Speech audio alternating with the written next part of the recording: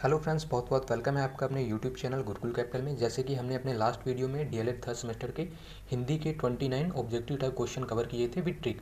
तो उसके नेक्स्ट के जो भी क्वेश्चन आपके बचे हुए हैं मैंने आपको बताया था। टोटल आपके जो क्वेश्चन हैं डीएलएड थर्ड सेमेस्टर में 67 क्वेश्चन हैं। अगर आप इन क्वेश्चन को यहाँ पर याद कर लेते हैं तो आपका डीएलएड थर्ड सेमेस्टर में जो बैक लगने के चांसेस होते हैं उनको ये बहुत हद तक कम कर देगा। यानी कि आपका जो मेन रोल होता है यहाँ पे ऑब्जेक्टिव टाइप क्वेश्चन और अति लघु क्वेश्चन पे होता है। अगर इन पे आपका यहाँ पे स्कोर अच्छा हो जाता है तो जो लघु त्रिक क्वेश्चन होते हैं आप उनको बनाकर भी लिख सकते हैं। तो यहाँ पे मैं आपको नेक्स्ट जो क्वेश्चन बचे हुए हैं वो कराऊंगा, और जहाँ भी लगेगा कि इसमें कुछ ट्रिक के माध्यम से आपको बताने की ज़रूरत है तो वहाँ पे मैं आपको ट्रिक के थ्रू सारे क्वेश्चन करा दूंगा। ठीक है, जहाँ पर नहीं होगा वहाँ पे क्वेश्चन को नॉर्मल कराया जाएगा। तो आइए क्वेश्चन देखते हैं। जैसे कि पहला क्वेश्चन है आपका, पूर्व और उत्तर के बीच की दिशा क्या कहलाती है। तो हम इसको पहले ट्रिक से ही करेंगे। ठीक है, तो देखिए आपने ईशान किशन का नाम सुना होगा, एक क्रिकेटर हैं। वो कहाँ से आते हैं, वो बिहार साइड से आते हैं। ठीक है, तो पूरब और उत्तर के बीच की दिशा क्या कहलाती है, आप रिलेट करके याद करिएगा इसको बस। ईशान सूरदास की रचना है। सूरदास यानी कि सूरदास जो थे वो अंधे थे। ठीक है, तो उनकी जो रचना हो जाएगी यहाँ पर कौन सी हो जाएगी, साहित्य लहरी थी। तो वो अंधे थे तो कैसे चलते थे, लहरा के चलते थे, तो उससे आप रिलेट करिएगा, साहित्य लहरी आपका यहाँ पे आंसर हो जाएगा। कबीर के सूफी गुरु कौन थे, तो जो राइट आंसर हो जाएगा यहाँ पे आपका शेख तकी हो जाएगा। तो यानी कि कई लोग होते हैं ना अपने में मगन रहते हैं, और कई लोग होते हैं वो शेख ही बगाड़ते हैं। तो कबीर के जो सूफी गुरु कौन थे, शेख तकी थे। इसको आप ऐसे याद करिएगा। क्या भूलूं क्या याद करूं की विधा है आत्मकथा। तो इसमें कोई भी ट्रिक बताने की ज़रूरत नहीं है आपको।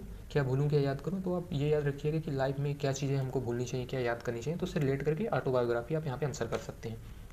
नेक्स्ट क्वेश्चन की बात करें तो है आपका, मुंशी प्रेमचंद की वह रचना जो अधूरी रह गई। तो इसका जो आंसर होगा मंगलसूत्र हो जाएगा। तो यहाँ पे देखिए एक ट्रिक है आपके लिए, पति पत्नी के जो प्रेम होता है, ठीक है, तो जो उसको निभाता है, यानी कि जो निभाने का एक चिन्ह है यहाँ पे, प्रतीक है, वो क्या होता है, पति पत्नी के बीच का मंगलसूत्र होता है।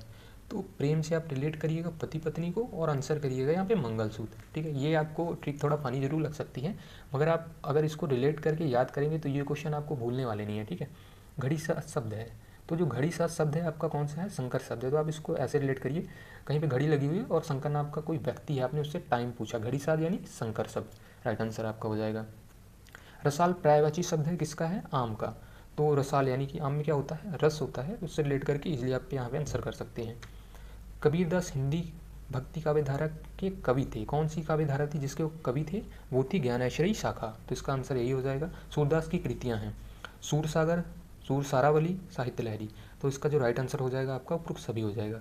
तुलसीदास ने रामचरितमानस की रचना की थी। तो इसका जो राइट आंसर हो जाएगा अयोध्या हो जाएगा। तुलसीदास जी के काव्य भेद हैं, प्रबंध काव्य, मुक्तक काव्य, गीति काव्य। तो इसका जो राइट आंसर हो जाएगा ये तीनों हो जाएंगे।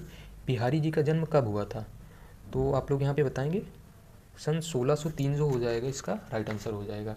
नेक्स्ट क्वेश्चन है, बिहारी के काव्य का प्रमुख रस है, तो श्रृंगार रस है। तो आप इसको रिलेट करिएगा, जो बिहारी लोग होते हैं वे बहुत ज़्यादा सिंपल होते हैं और कोई भी श्रृंगार नहीं करते हैं। तो जहाँ भी बिहार के काव्य का प्रमुख रस पूछे बिहारी के, वहाँ पे श्रृंगार रस आप लोग आंसर करिएगा। मैथिली शरण गुप्त की वीर रस प्रधान पुस्तक थी, भारत भारती। अयोध्या सिंह उपाध्याय हरिऔध को मंगला प्रसाद पारितोषक किस रचना पर प्राप्त हुआ था। तो जो इसका राइट आंसर हो जाएगा प्रिय प्रवास हो जाएगा। जयशंकर प्रसाद की किस कृति को अमूल्य धरोहर कहा गया है, तो कामायनी को यहाँ पे अमूल्य धरोहर कहा गया है। तो इसको आप इस ट्रिक से याद करिएगा, अगर आप काम करोगे उससे पैसा आएगा। ठीक है, पैसे से जो भी संपत्ति आप बनाओगे, जो भी चीज़ें ऐड करोगे, ठीक, वो आपकी एक धरोहर के तौर पर गिनी जाएंगी। तो आप इसको रिलेट करके ऐसे याद रखिएगा। शब्दों का वर्गीकरण कितने प्रकार से किया जा सकता है, तो इसका जो राइट आंसर हो जाएगा आपका 4 प्रकार से किया जा सकता है। तो बा आपका राइट आंसर हो जाएगा। गाय किस प्रकार का शब्द है, तो जो गाय आपका हो जाएगा एकार्थी शब्द है, राइट आंसर आपका ऑप्शन बी हो जाएगा। दिए गए विकल्पों में से अनेकार्थी शब्द की पहचान कीजिए। तो हंस यहाँ पे आपका राइट आंसर होगा। भाषाई कौशल नहीं है, पठन लेखन या वाचन और गद्य। तो इसमें गद्य आपका जो भाषाई कौशल नहीं है। गद्य का अर्थ है बोलना, वाक्य बनाना, स्पष्ट करना, राइट आंसर आपका हो जाएगा कहना। रचना का अर्थ है क्रमबद्ध करके प्रस्तुत करना, आपका राइट आंसर यहाँ पे क्या हो जाएगा, सा हो जाएगा। भाषा के मुख्य तत्व हैं संकेत, चिन्ह, ध्वनि, यानी भाषा के जो तत्व हैं इनके थ्रू आप इसको डिफाइन कर सकते हो। उपरोक्त सभी आपका राइट आंसर हो जाएगा यहाँ पे। भाषा का ज्ञान है अर्जित संपत्ति, वास्तविक संपत्ति, पैतृक संपत्ति या आदर्श संपत्ति। तो राइट आंसर आपका हो जाएगा अर्जित संपत्ति। नेक्स्ट क्वेश्चन हम लोग देखेंगे अपना, भाषा का मुख्य तत्व है भाव एवं विचार, अभिव्यक्ति। आ प्लस बा दोनों आपका यहाँ पे आंसर हो जाएगा। मनुष्य के भावों की व्यक्ति होती है संकेतों द्वारा, वाणी द्वारा, भाव भंगिमाओं द्वारा। तो सभी के द्वारा हो जाती है, ऑप्शन डी राइट आंसर हो जाएगा।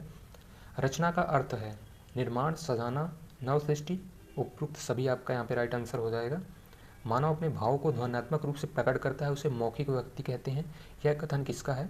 तो रमन बिहारी लाल का यह कथन है। राइट आंसर आपका आ हो जाएगा। मौखिक व्यक्ति में नहीं आता है।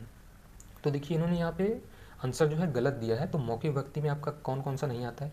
देखिए वार्तालाप भाषण तो आपका आएगा, पत्र लेखन और कविता लेखन दोनों ही आपके यहाँ पे मौखिक व्यक्ति में नहीं आएंगे। ठीक है, तो यहाँ पे इन्होंने आंसर दा दिया था, मगर यहाँ पे आपका जो सा और दा दोनों हो जाएगा। तो यहाँ पे इन्होंने आंसर गलत दिया हुआ है।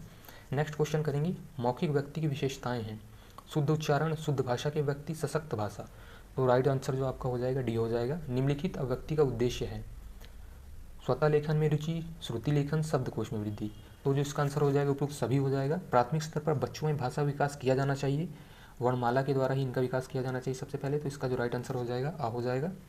रात्रि का पर्याय नहीं है, यानी कि रात्रि का यहाँ पे पर्यायवाची कौन सा सिनोनिम्स नहीं है। यामिनी, रैन, विभावरी, सौदामिनी। तो जो यहाँ पे तीन हैं, पहले तीन आपके इसके पर्यायवाची हैं और सौदामिनी यहाँ पे नहीं है। आंखें खुलना मुहावरे का अर्थ है होश में आना। राइट आंसर सी हो जाएगा। अत्याधिक शब्द में प्रयुक्त उपसर्ग हैं। तो उपसर्ग कौन सा लगा है? अत्याधिक में आपका अति हो जाएगा। निम्नलिखित में से सभी शब्द समूह बादल के पर्यायवाची शब्द हैं। तो मेघ, घन, वारिद, इनमें ये जो तीनों दिए गए हैं ये बादल के पर्यायवाची है। तो राइट आंसर डी हो जाएगा। तो देखिए दो क्वेश्चन यहाँ पे नहीं दिए गए हैं, वो भी मैं आपको बता देता हूँ, आप लोग याद कर लीजिएगा। कबीरदास जी किस काव्यधारा के कवि हैं? तो जो आपके कबीरदास थे वो ज्ञान मार्गी धारा के थे। ठीक है, तो उसको याद करिएगा आप लोग। गोदान के लेखक हैं, तो गोदान के लेखक आपके यहाँ पे मुंशी प्रेमचंद हो जाएंगे। ठीक है, तो आपके जो हिंदी के डीएलएड के टोटल क्वेश्चन थे 67 थे। सारे क्वेश्चन मैंने आपको यहाँ पे कवर करा दिए हैं। यहाँ पे कुछ आपको बेसिक सी ट्रिक बताई गई है, फनी सी ट्रिक थी, वो सेल्फ मेडेड ट्रिक थी, तो उससे रिलेट करके आप लोग क्वेश्चन यहाँ पर याद कर सकते हैं। तो आप लोग कमेंट में ज़रूर बताएं ये वीडियो कैसी लगी है। अगर वीडियो आपको अच्छी लगी हो तो आप लाइक करिएगा एंड चैनल को सब्सक्राइब करिएगा। Thanks for watching friends.